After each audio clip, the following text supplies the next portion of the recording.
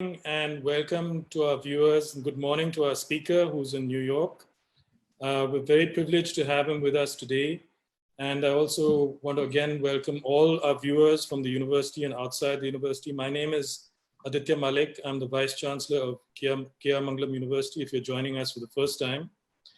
It's really a pleasure for me and a privilege to introduce Mr. Vikram Atal.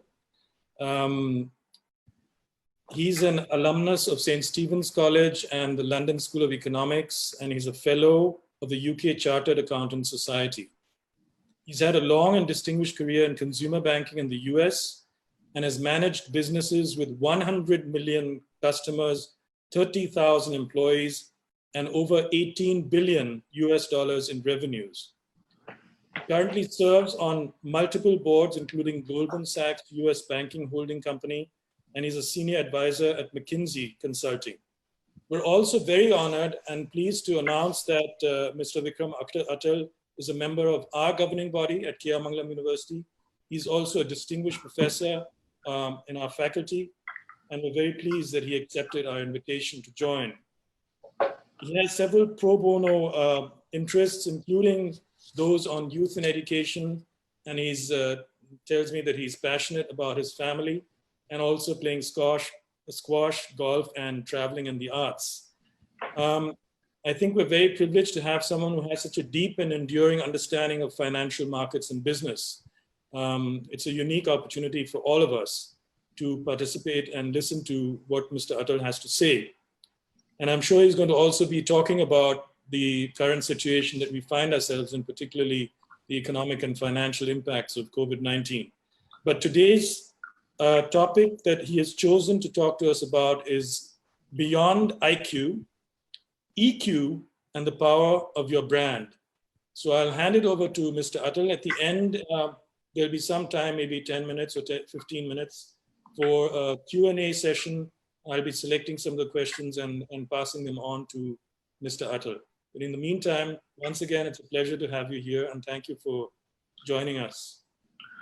Thank you, Professor Malik, for your very kind and generous introduction. And may I also thank Manvi, who's on the administration at KRM, for helping with the efforts to set up this webinar. Before diving into the conversation on the topic itself, I thought I should say a few words to explain why, of all the many different subjects that could potentially have been selected for discussion today, that I've chosen to speak about IQ, EQ, and branding. And there are a few different reasons that led me to this decision. First, as I came to know more about and learned about KRM, I was particularly impressed in looking at their at the university and the information that in a very few short years, it has built and offers an incredibly wide set of courses and subjects across disciplines. So it seemed it might be a good idea to pick a topic that would be of potential interest and value to the broadest possible universe of students and those that are dialing into the call. Secondly, one of the most interesting and innovative features of the approach at KRM, and one that I think truly differentiates it from the competition, is its commitment to blending academic teaching with real-world experiences. That suits me because I'm not an academic, nor am I a scientist. And what we will cover today is my attempt, simply as a business practitioner, to provide insights that might help to supplement what you are learning in the classroom today. And finally, and as importantly, I'm occasionally asked as to whether I know something now that I wish I had known when I was younger. And I made plenty of wrong turns along the way in my life, so I'm certain that I could have done with lots of advice on many, many topics, right? But as a specific response to that question, I'm sharing with you today what I wish I had known with greater clarity when I was a young manager just starting my professional career. So with that as background, moving on to the discussion itself, I propose to split my remarks into three broad sections. There's no presentation, so you'll just have to sort of follow along as I move through this. And certainly, Professor Malik, if at any stage you want to interrupt, challenge, debate, or supplement what I'm saying, please feel free to sort of do so, right? And then we'll take questions from the audience at the end, right?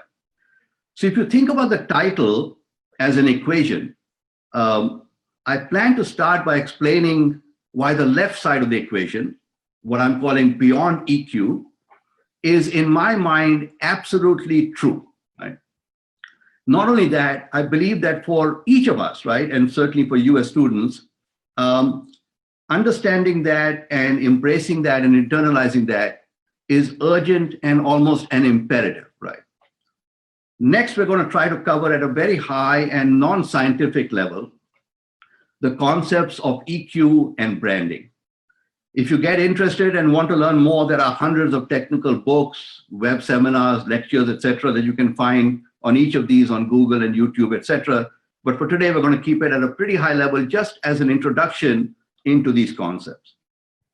And then to wrap up, there'll be a few suggestions from my perspective on next steps, actions that you may wish to consider. And then obviously we'll get to the Q&A, right? So let's get started. You know, when I started my career in US consumer banking in the US, we were a fairly large company, you know, and each year we would need to hire thousands of people across the country. And as I sort of became more senior, I was responsible, you know, for more and more of those efforts, right? We were regarded as a very good company and a really good employer. So as you might expect, we were flooded with resumes of folks coming out of college and entering the workforce seeking their first job. And to sort through these and decide who we would place on a short list for follow-up, interviewing, hiring, training, etc., we look for relevant school subjects, right? So whether you had finance, you had marketing, you had risk, you had data analytics, you had operations, human resources, etc. But beyond that, the main criteria that we were using was to look at their academic scores, or in the US, it would be their GPA, as a really important and critical filter, right?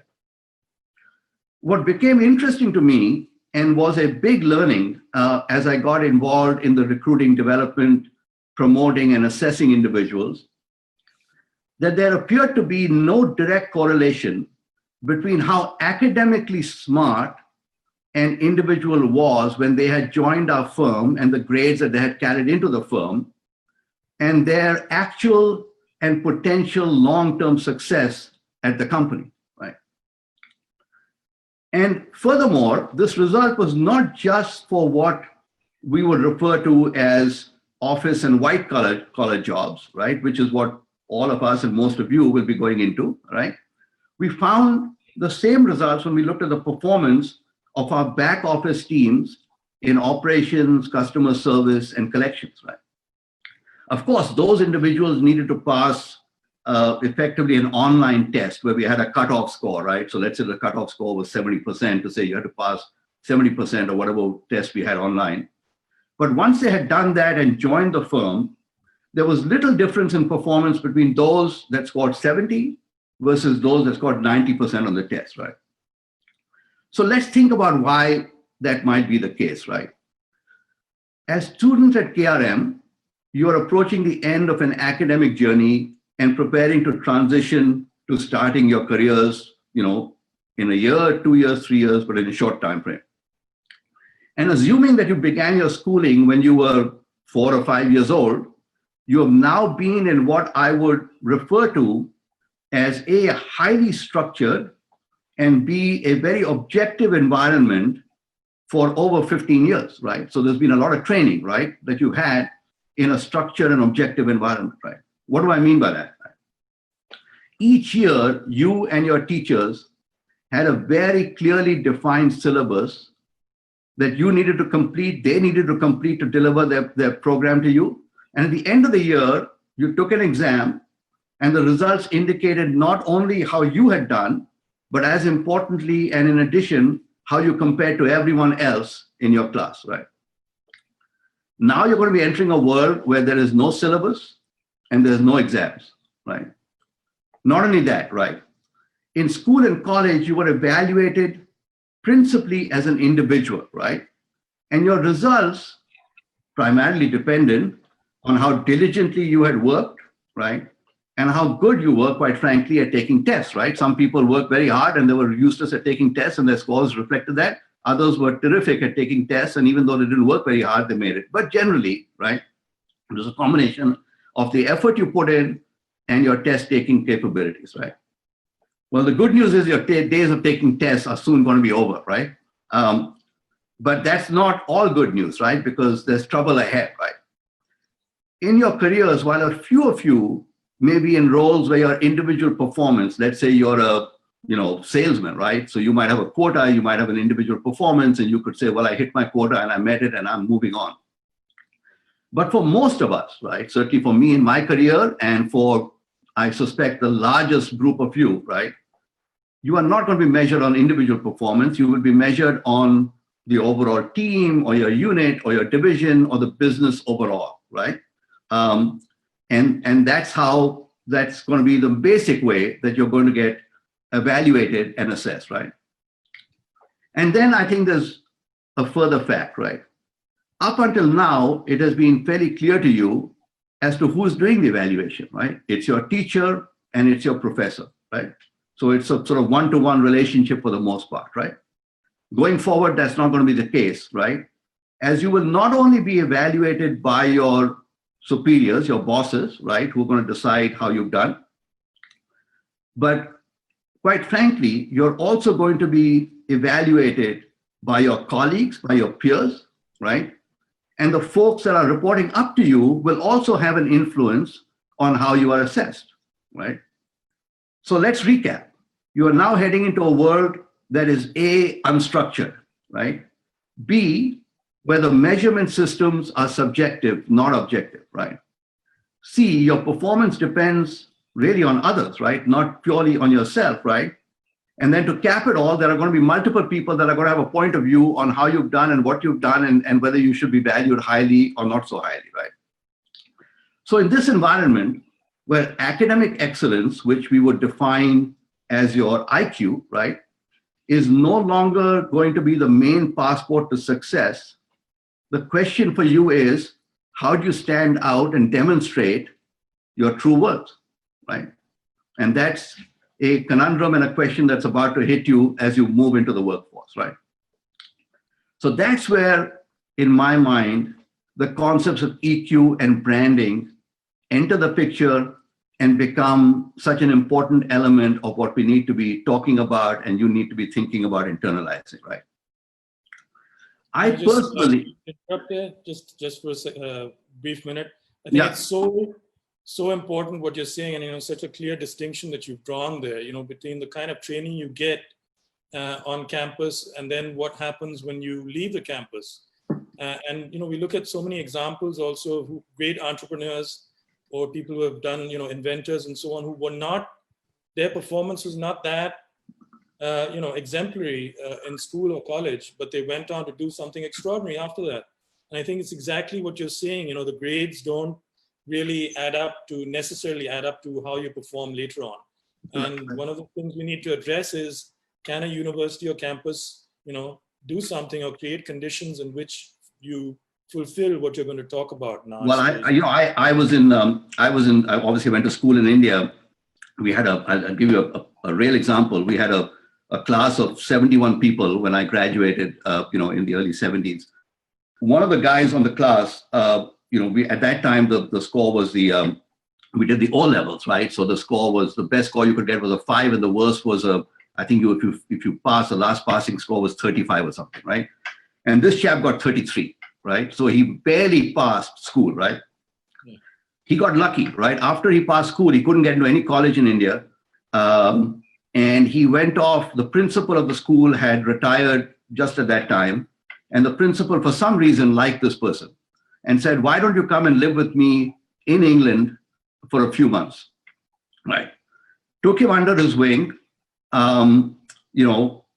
Few years later, many years later, this individual is one of the most successful TV executives in the world, right?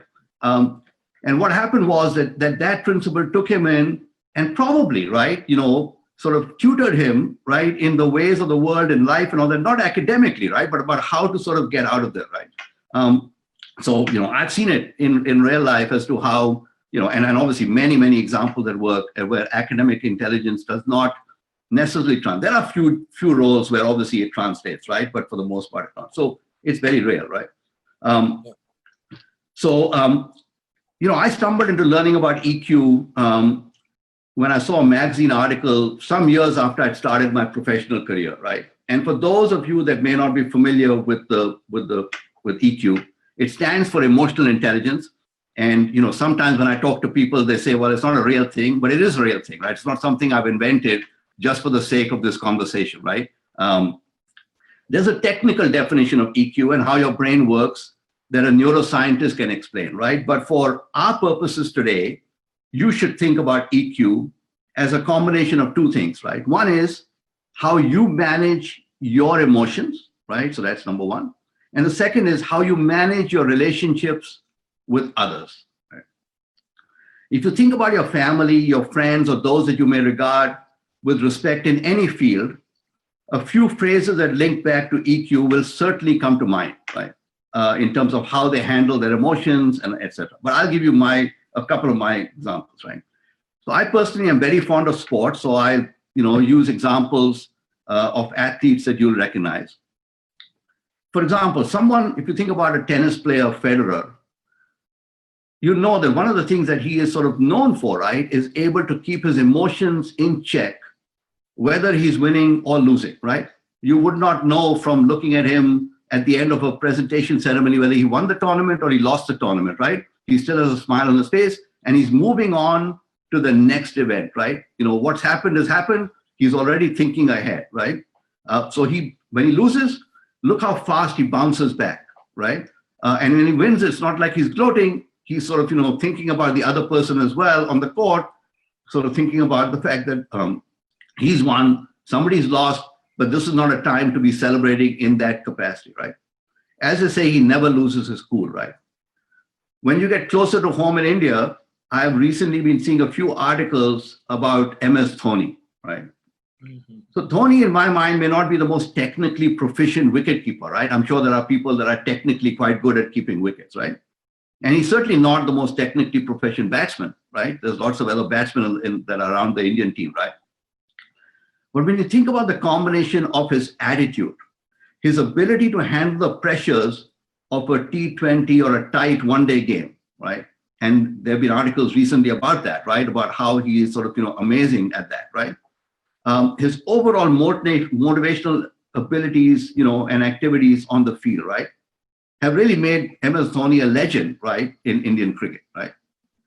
So there's no absolute measure or set of items that you can put into the bucket of EQ, right? But in addition to these examples, we speak about people with high EQ, for example, as those that are resilient, right? They can quickly bounce back from adversity, right?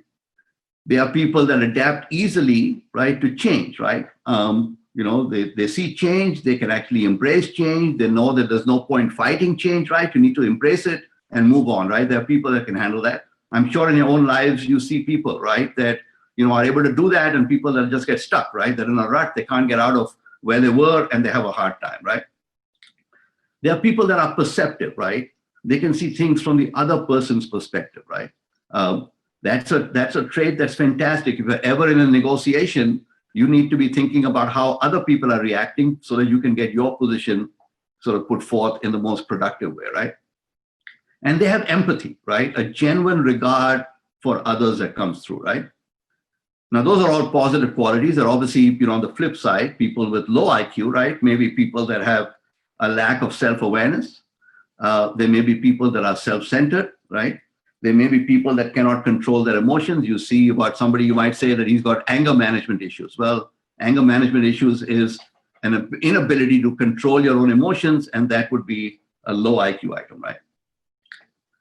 So we'll come back to discuss EQ, but I wanted to now switch into talking for a few minutes about the concept of branding, right? All of you and all of us are familiar with brands, right? But when somebody says branding, right, you normally think about branding as a product, right? It could be a car, right? It's a BMW or a Honda. or, a brand like a Nano, right? Which, tried to sort of get out there with a small car, right? It could be a watch, right? A Titan or a Rolex or an Omega, right? It could be a hotel chain, an Oberoi, a Taj, or now an Oyo type, hotel franchise, right? It could be clothes, Nike, Benetton, Raymond's, right? So these are all brands that you have familiar with, you're seeing, right? And each of these brands has a logo, and some may also have a slogan, right? So BMW, has a slogan, the ultimate driving machine. But that's not the core of the brand, right? That's just a sort of, item that they have there.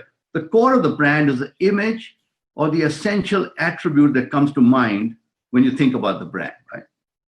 So for Rolex, Omega, or the Taj, in my mind, it sort of signifies luxury, right? And that would be sort of, one word that you might attach to those brands, right? For Honda or Oyo, it may be value, right? For BMW or Nike, it may be fun, it may be exciting, right? You might have your own tags against them, but these are, I think, probably directionally, valid, right? But brands can apply much more broadly than simply to products, right? As an example, an extreme example, countries have brands, right? When you think about Switzerland, you might think about, Switzerland as the brand that it has, right? But I'll give you an example of Japan, right? In the 1960s, if you said to somebody that a product was made in Japan, it implied that it was cheap and it was low quality, right? 30 years later, in the 1990s and till today, if you say to somebody that something is made in Japan, it generally implies high quality and exceptionally good value, right? And just like a product or a country, each of us as individuals has a brand, right?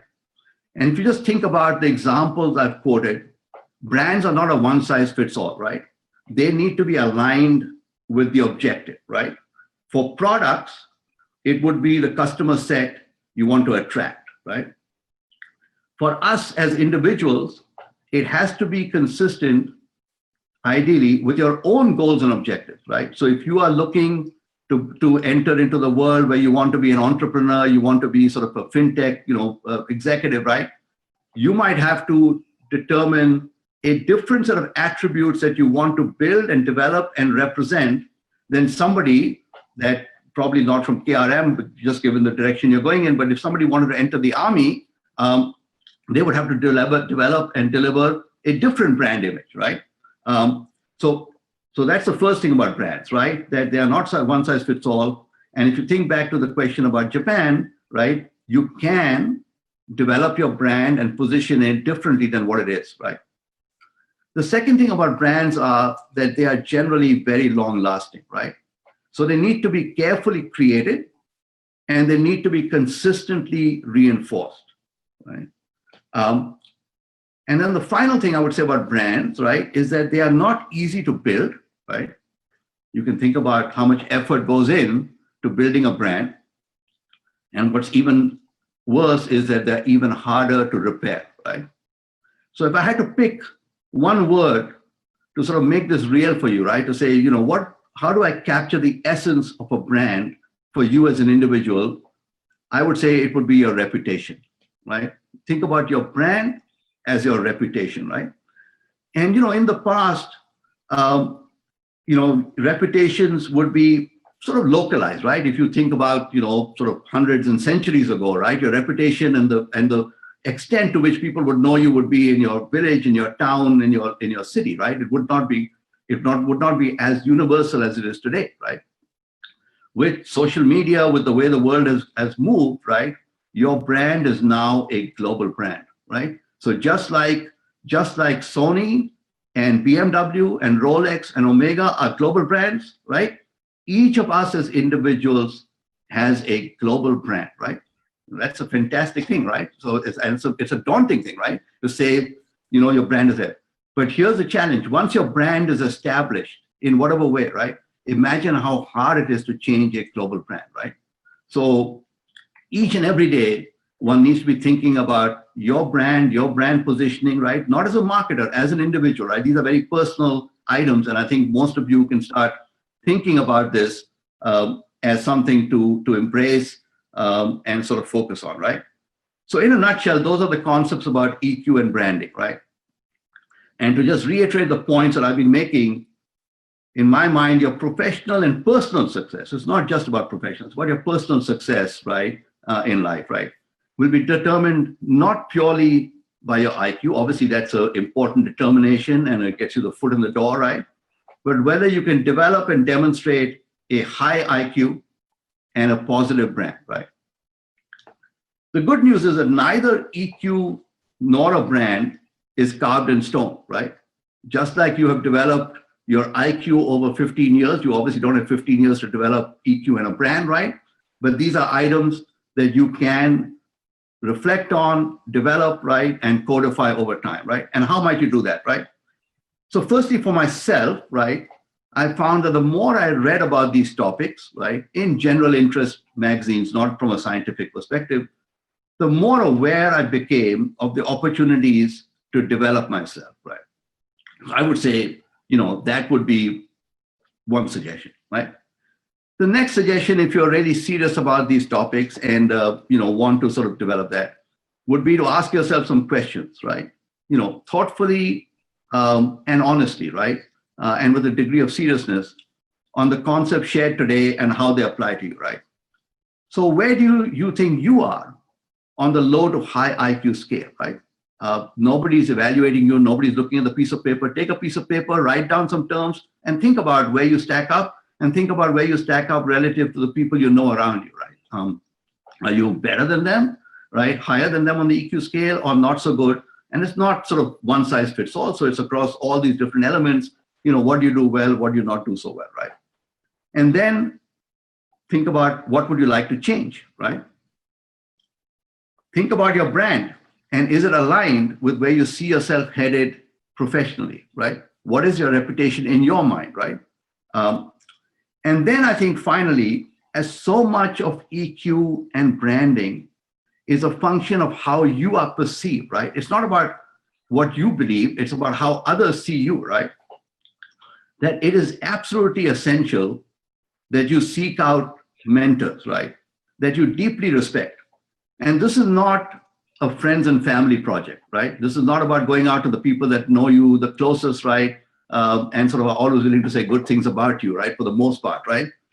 You need to find people that are, independent, candid, honest, and will give you constructive, right? But unfiltered feedback, right?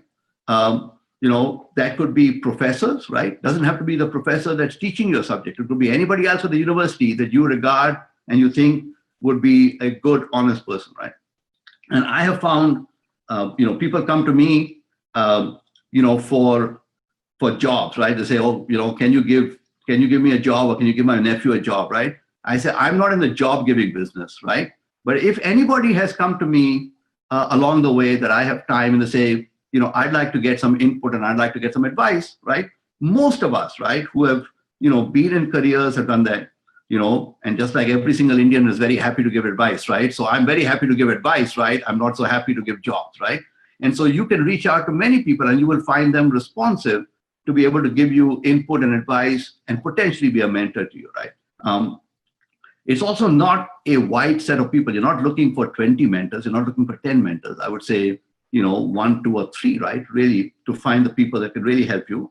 And as you develop through your career, it might be different mentors. So today you might find a professor that you might be willing to work with and you would look to work with.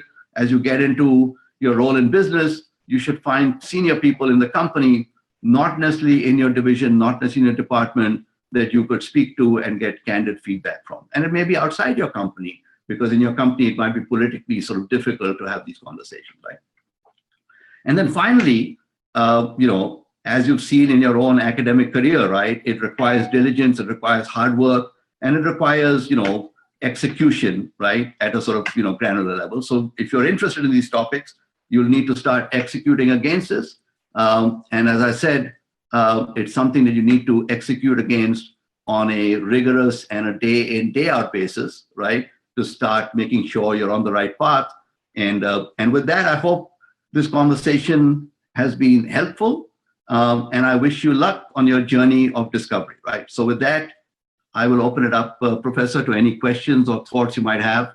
And obviously, I'm happy to debate it if you feel that these thoughts are not aligned with your thinking. Happy to argue about that, right? First of all, thank you so much, for this very engaging. It's very engaging, very simply put, and clearly distinguished, areas that I think we can all relate to, and people who are listening to you, and certainly I can relate to you also, thinking about an institution like K.R. Mangalam and the kind of brand or reputation that we want to build, and how does one go about doing that? And I really like what you said about the sort of equation between reputation and brand. And that's not necessarily something that I've thought of. You think of brands, like you said, related to products, but that it's really a reputation that's behind that. And how does one, and that's also one of the questions coming out from the viewers is, how does one go about creating a brand? Is it something that the leadership does and says, okay, this is what we want to be? Or is it something that emerges? Let's say you start, you begin with a startup. You want to, build a startup. At what point do you start thinking about the brand? Do you let things emerge from the team and the product you create? Or is it something that you want to start with right at the beginning? Or is it a combination of both? I hope that makes sense what I'm saying. Yeah.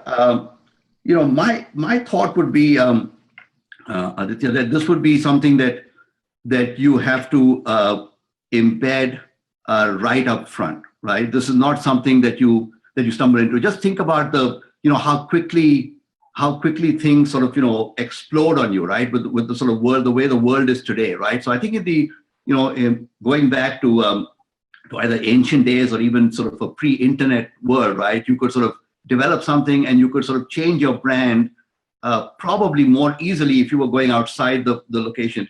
Today, a brand is established very quickly, right? And once it's established, it becomes really hard to change it, right? I mean, imagine if, it took Japan 30 years to change their brand, right? If a brand is destroyed today of an individual, a product, right? It's very hard for it to come back, right? If Facebook, for example, loses its viewers, right? And it's saying, because privacy was not part of it, one of its brand components, right? And brand becomes a big deal. It would take years, right? Years and billions of dollars for Facebook to sort of reorient and recapture that brand image, right? So I would say for a company, right? For each of us, if you're getting into a business, you need to be able to say, what is going to be my brand, right? Am I producing a product that is is a value product, a luxury product, right? What sort of, product, what sort of customer set am I talking about, right? And what are the values that I'm going to espouse, right? So, what would be the return policies on the product, right? What would be, so it gets back to that level for a company, right? And you cannot change it along the way that easily, right? So. That's great. I think that sort of answers also my question, and also a question from, one of our viewers. How does one build up, the brand for a company? And obviously you have to sit down and do this work before you start things, and get clear on what your values are and what you want to, how you want to represent yourself and what the product, and also stick to, I think, the promise that you're making. I think that's very clear. Yeah. You stick to that. You can't build a reputation and then it's hollow inside. You have to really deliver on whatever you said you're going to deliver. I think that's very crucial. I mean, our brand at KRM is already, in a sense, getting established, right? Every single professor, right, that is at the university, right?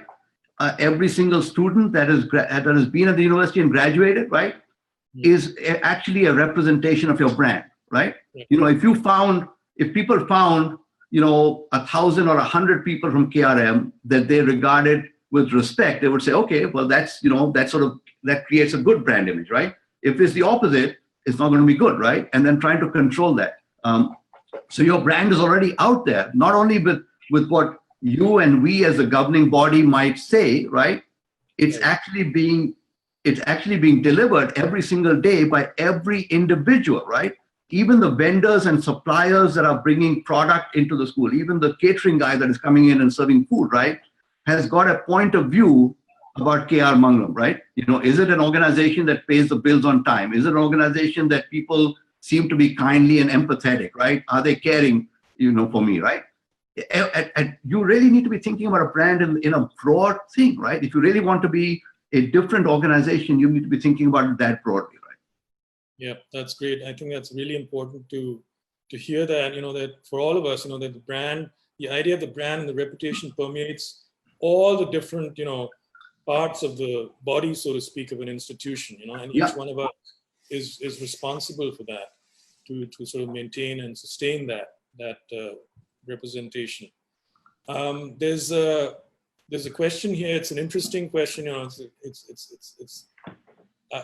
He's saying like, I want to become the CEO of BMW. How should I prepare myself to become the CEO of BMW? It's an interesting question. Well, I think I think that's I don't know about becoming the CEO of BMW, but if you're thinking about yourself and saying, look, I really, to translate that question, I want to aspire, right, to lead, large global companies, right? I want to have impact. So the question is, I would flip it around to say, you're looking not to be just a leader of a large company, right? It's really, it's a means to an end. You want to serve, right? You want to serve, right, a large set of customers, right? And you want to serve them with high quality products, right? So it could be, a leader in motor industry. It could be a leader in some other industry, right? But that's what your really ultimate purpose is, right? So think about the leadership qualities that you will need to be delivering, right? And I found that, quite frankly, as an example, right? One of the lessons I had early in my career was, not only is it not about academic intelligence, it's actually not about yourself, right? It's about how you can leverage others, right?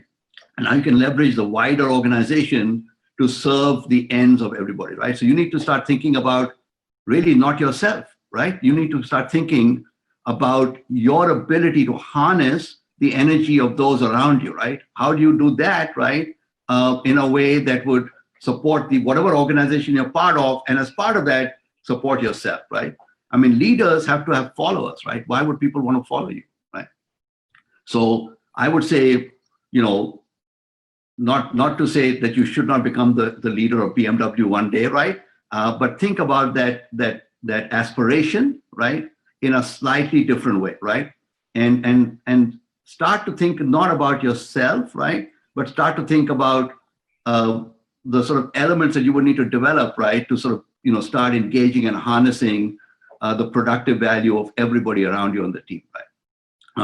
I made that mistake. I actually almost got fired from my job in the bank because I thought it was all about me. I thought it was like I could actually accomplish a lot. I didn't really think about building up a team, and there was a very major project that I actually blew up, right? And the CEO called me in and said, you know what, this won't happen again. And I got lucky, right? I got lucky. But it really is around the organization of people around you, right?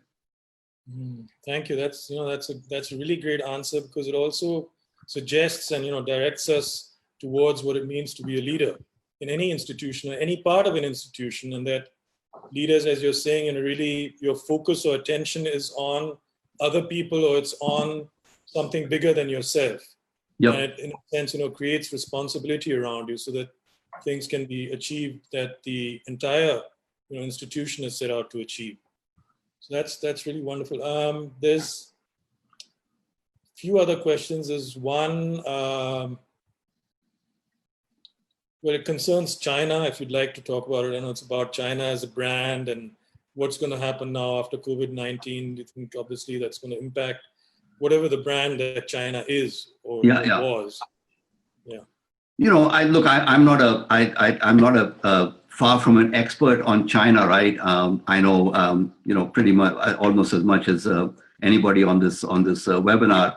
I would say, and unfortunately, because I spend so much of my time in the US, right, I might be having a US-centric perspective, right, on China, where our president is sort of out there sort of, bemoaning the interaction with China on a daily basis, right? I think China, as an example, similar to Japan, right? If you think about it from a branding perspective, right? The initial view on China, right, has been, the view on Japan in the 60s, right? Products are cheap, low cost, you can get all of this stuff, right? And I think China, my sense is that China is migrating, right, to higher value products, higher value engineering, right? And that in time to come, you will see a branding repositioning of China, not as necessarily the low-cost manufacturer of the world, right, where it'll still have sort of, those resources, but it will be providing, higher value services, right? I think separately, we in India, and I think also in the US, have a view on China, and probably it's a correct view, right, that it's a fairly closed, not an open society, right? Not only in terms of its political structure, but the way that the interactions go on, right? And I think that brand is going to be around for a long time. I don't see that changing in the short term, right? One would hope it does, because I think to integrate fully into the world systems, right, you need to have a sort of more open architecture, but I don't see that today, right? So I would say it's migrating from a low-cost manufacturer to a higher-end, value-added engineering. That'll happen over time. The open and closed society, I don't see that changing. Thank you. Thanks for that detailed answer. There's another one. Maybe you'll take one or two questions more. There's another one, again, connected to, a post-COVID-19 scenario, and that concerns, the area that you've been working in for so many years, which is consumer banking. And so they're asking, what sort of opportunities do you think there will be in India or internationally? What's going to happen in consumer banking, post-COVID-19, whenever that happens? Yeah, I think consumer banking is actually going to be a fascinating transition, it's been something that's been sort of evolving over time, right? If you think about consumer banking, right, in its purest sense, about taking deposits, making transactions, dealing with customers, right? Even in India, right, up until fairly recently, the way you expanded your business, the way you built your business, expanded your business, was to put down a branch, right? That's why State Bank of India has, 15,000 or more branches, right? Well, that's why everybody, when they think about banking and they thought about expanding a bank, would say, okay, I got to go find, a branch location, right? And create a branch, right? And that's how banks got built up. That's the same thing that happened in the US, right? And in the US was much worse, because there was what they called a restriction on interstate banking. So if you were headquartered in New York State, you could not open up a bank in Ohio or Pennsylvania or New Jersey or anywhere else unless you got a license in that state, right? And so banking business was a very localized business, right? And you think about the implications of that, your competition, right, was very localized, and you could see your competition for a few months before they showed up, because they would have to rent a branch, they would have to build a branch out. You would know, right, that the branch was being built, so you'd have 9 months to get reacting, right? What's happened now, in the West and obviously in India as well, is digital banking is here, right? Interstate regulations have disappeared, right? And your competition is everywhere, right? And this COVID situation, the one thing it has done, it has accelerated, right? At sort of massive speed, the migration of customers from a physical infrastructure to a digital environment, right? So consumer banking, in the US has moved very rapidly, right? Quite frankly, over the last, 6 weeks, 8 weeks, right? The one thing that has happened is made consumers aware of and familiar with digital banking.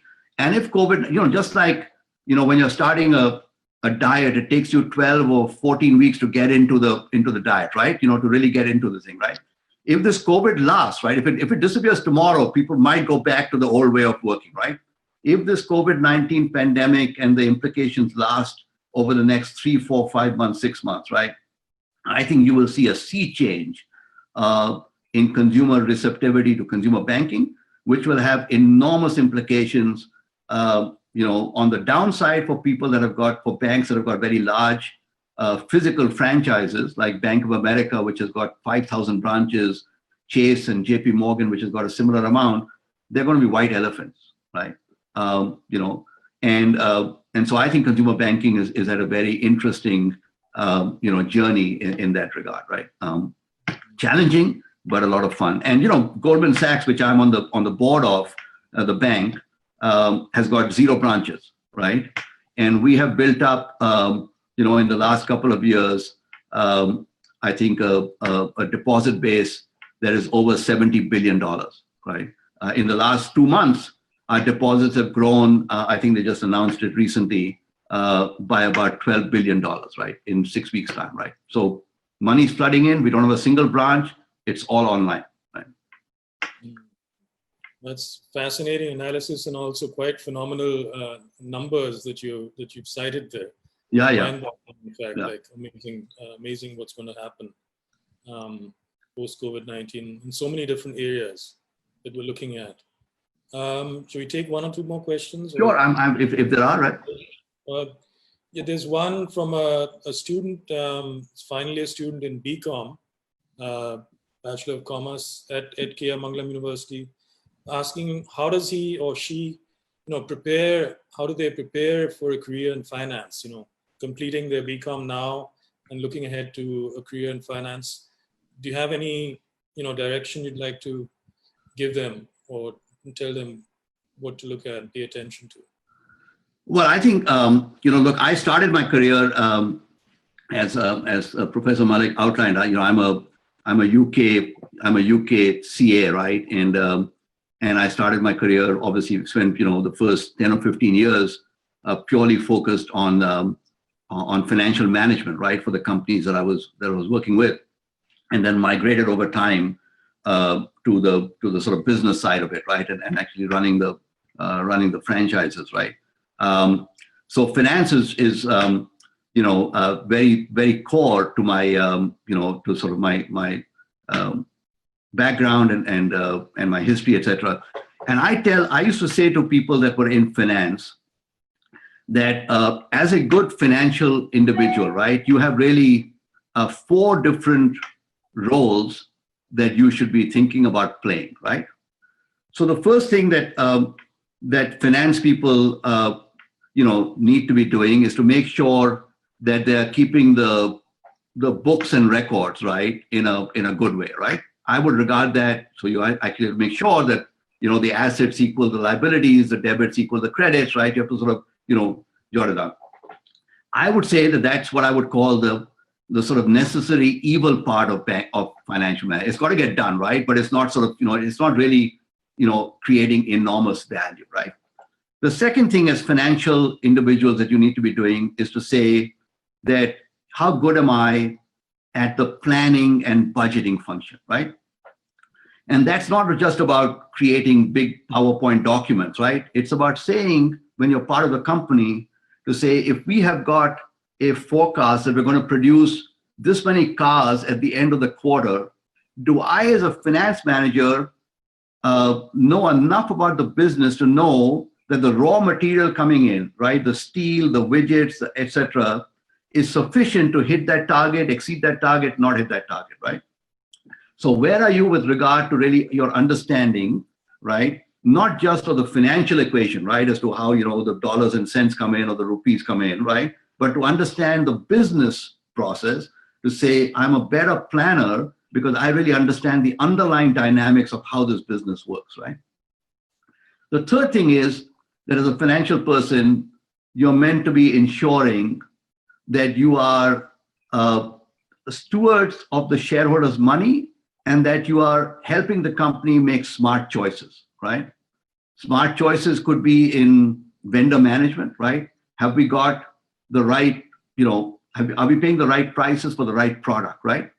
But it goes beyond paying the price. It's saying, are we using those products in the correct way, right?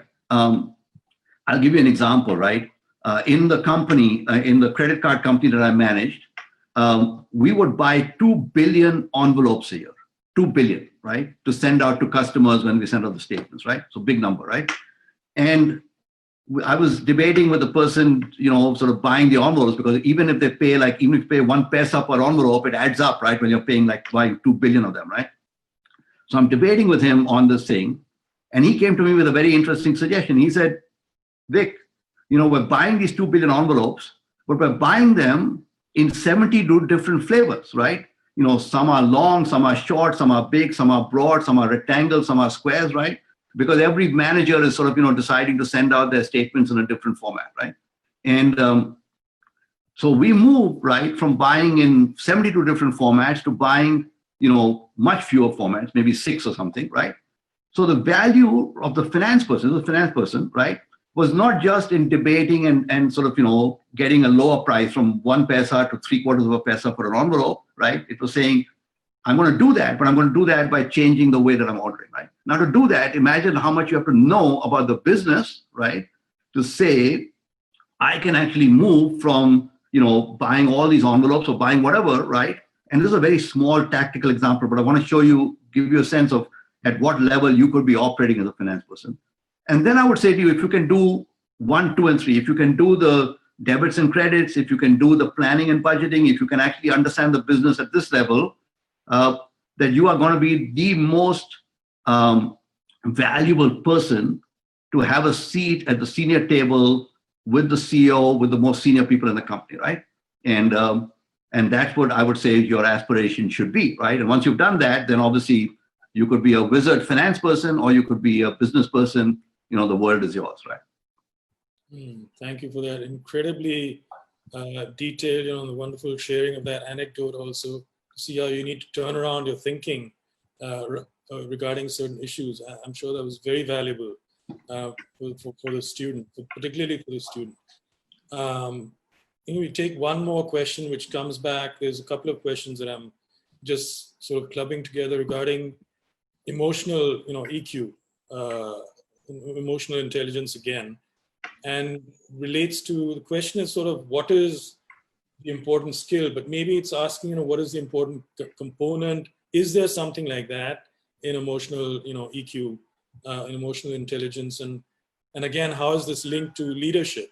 If there is some component, and is that linked to leadership, or is EQ on the whole linked to leadership more than IQ? Is that a sort of a takeaway from your presentation today? I would say EQ is definitely, if you just go to LinkedIn, right, and look for anybody that you regard and respect, anybody, right, in the world, in any field, right? Or you can go back in history, right, and think about people that you regarded, right? But if you go to LinkedIn, if you go to my LinkedIn, you won't find my GPA score there, right? Either at St. Stephen's or at the London School of Economics, and I'm not going to share it here, right? Okay. And I can tell you that when I finished from St. Stephen's, right, this is a true story. I finished from St. Stephen's, I went to the Delhi School of Economics and I asked them for an application form for Delhi School of Economics. The registrar there said, "Aapka grade kya hai tha?" So I told him. He said, "To form nahi milega," right? I said, "Form kyun nahi milega?" He said, "Us grade ke saath form nahi ho sakta hai," right? So I left, right? I went and I applied and I got into an OR course with Professor Dinesh Singh, right? So he was there, one of my colleagues, right? And that same week, I got a acceptance letter from the London School of Economics, right? Saying, we're delighted, we got your application, we'd like to have you here. So I went off to England, right? And so in my career, right, I know personally, right, that the academic score, right, had nothing to do with what I actually accomplished in my career and in my life, right?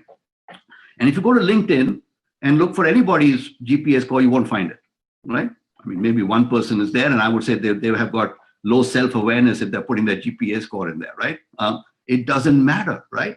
So as a leader, right, as somebody that is going to achieve something, and people that have achieved something, they're not putting their score in there. They're talking about what they've accomplished. They're talking about the teams they've built, right? They're talking about the people that they've engaged with, the businesses that they've been sponsored or spawned or developed, right?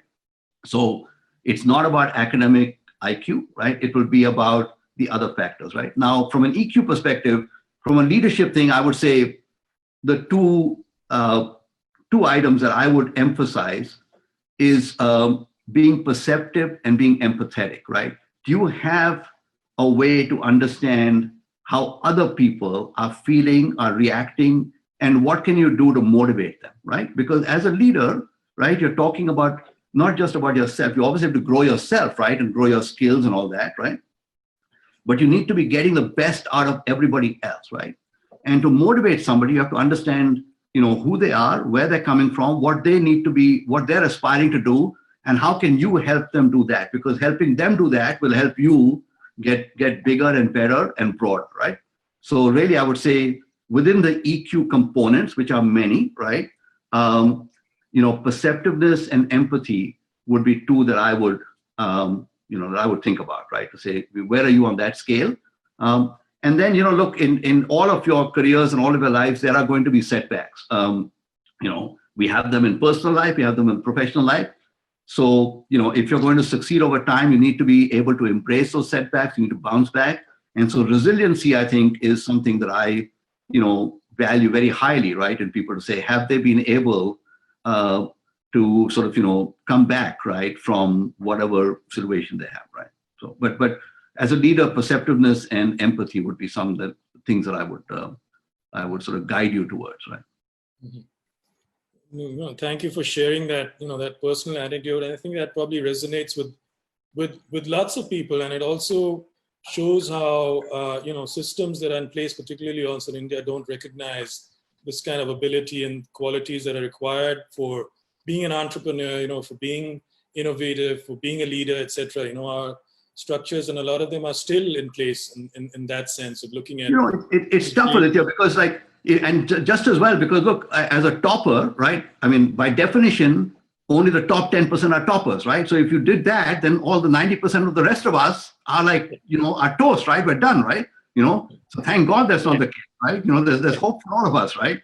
Yes, so I think it's just really about saying, look, what's past is past. Whether you're a topper or not a topper doesn't really matter, right?